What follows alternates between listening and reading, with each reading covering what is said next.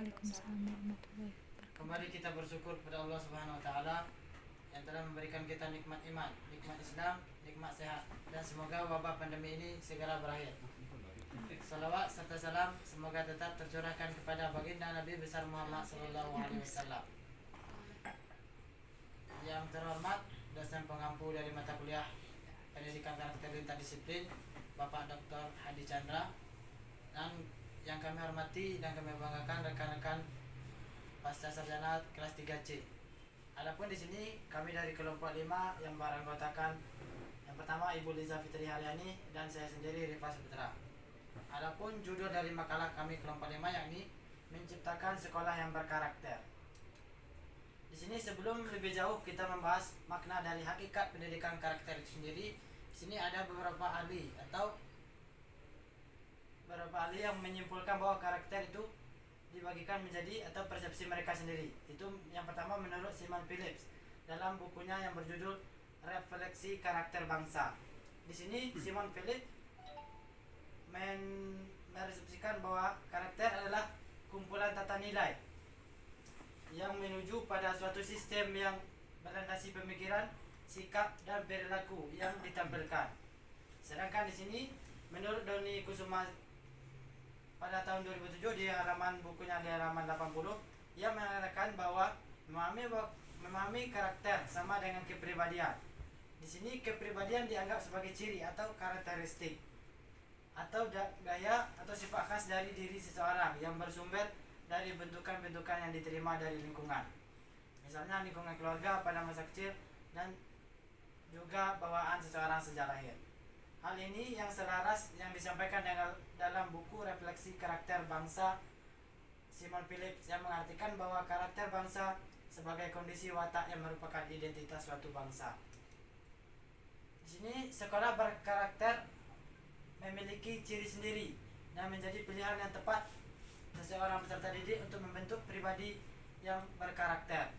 Hal yang perlu diketahui adalah karakter tidak tumbuh sendiri dan bukan bawaan sejak lahir. Maka seperti disebutkan di atas bahwa memerlukan pembiasaan untuk menumbuhkan suatu karakter tertentu. Beberapa puluh tahun yang lalu, pendidikan maupun sekolah berkarakter mungkin belum mendapat perhatian khusus. Namun seiring perubahan zaman, hal ini menjadi penting karena jika tidak ada perhatian pada pembentukan karakter, maka akan mengancam generasi penerus suatu bangsa. Di sini nilai karakter dikembangkan di sekolah. Di sini ada beberapa karakter yang dikembangkan di sekolah. Yang pertama adalah agama, yang kedua Pancasila, yang ketiga budaya. Di sini kita masuk ke yang pertama, ini agama. Di sini masyarakat Indonesia adalah masyarakat yang beragama.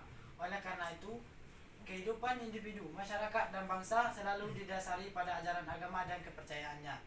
Untuk poin yang kedua, Pancasila. Negara Kesatuan Republik Indonesia ditegakkan atas prinsip-prinsip kehidupan, kebangsaan, dan kenegaraan yang disebut dengan Pancasila. Pancasila sendiri terdapat pada pembukaan Undang-Undang Dasar 1945 dan dijabarkan lebih lanjut dalam pasal-pasal yang terdapat dalam Undang-Undang Dasar 1945. Untuk yang ketiga, budaya. Di sini budaya merupakan suatu kebenaran bahwa tidak ada manusia yang hidup bermasyarakat yang tidak didasari oleh nilai-nilai budaya yang diakui masyarakat itu. Nilai-nilai budaya itu dijadikan dasar dalam pemberian makna terhadap suatu konsep dan arti dalam komunikasi antar anggota masyarakat itu. Adapun tujuan dari pendidikan nasional sebagai rumusan kualitas yang harus dimiliki setiap warga negara Indonesia, dikembangkan oleh berbagai satuan pendidikan di berbagai jenjang dan jalur. Tujuan pendidikan nasional memuat berbagai nilai kemanusiaan yang harus dimiliki warga negara Indonesia. Oleh karena itu, tujuan pendidikan nasional adalah sumber yang paling operasional dalam mengembangkan pendidikan budaya dan karakter bangsa. Sumber-sumber ini merupakan pandangan atau falsafah hidup bangsa Indonesia. Nasional sebagai rumusan kualitas yang harus dimiliki setiap warga Indonesia, dikembangkan oleh berbagai satuan pendidikan di berbagai jenjang dan jalur. Tujuan pendidikan nasional memuat berbagai nilai kemanusiaan yang harus dimiliki warga negara Indonesia. Oleh karena itu, tujuan pendidikan nasional adalah sumber yang paling operasional dalam pengembangan pendidikan budaya dan karakter Indonesia. Sumber-sumber ini merupakan pandangan atau falsafah hidup bangsa Indonesia, di mana di dalamnya terdapat nilai-nilai luhur jati diri bangsa Indonesia. Kemudian bersumber dari nilai-nilai tersebut Hidayatullah. Mungkin itu saja yang dapat saya sampaikan. Untuk selanjutnya akan dilanjutkan oleh Ibu Liza. Pada Ibu Liza, waktu di tempat kami persilakan. Ya, terima kasih atas waktunya Pak Rival. Baiklah, saya akan melanjutkan yaitu tentang 18 nilai pembentuk karakter sekolah. Yang pertama yaitu religius, di mana sikap dan perilaku yang patuh dalam melaksanakan ajaran agama yang dianutnya, toleran terhadap pelaksanaan ibadah agama lain, dan hidup rukun dengan pemeluk agama lain. Lalu ada jujur, yaitu di mana perilaku yang didasarkan pada upaya menjadikan dirinya sebagai orang yang selalu dapat dipercaya dalam perkataan, tindakan, dan pekerjaan atau perilaku. Lalu ada toleransi, sikap dan tindakan yang menghargai perbedaan agama, suku, etnis, pendapat, sikap dan tindakan orang lain yang berbeda dari dirinya. Lalu ada disiplin, tindakan yang menunjukkan perilaku tertib dan patuh pada berbagai ketentuan dan peraturan. Selanjutnya ada kerja keras, kreatif, mandiri, demokratis, rasa ingin tahu, semangat kebangsaan, cinta tanah air, menghargai prestasi, bersahabat atau komunikatif, cinta damai, gemar membaca, peduli lingkungan, peduli sosial, dan yang terakhir yaitu tanggung jawab. Nah, adapun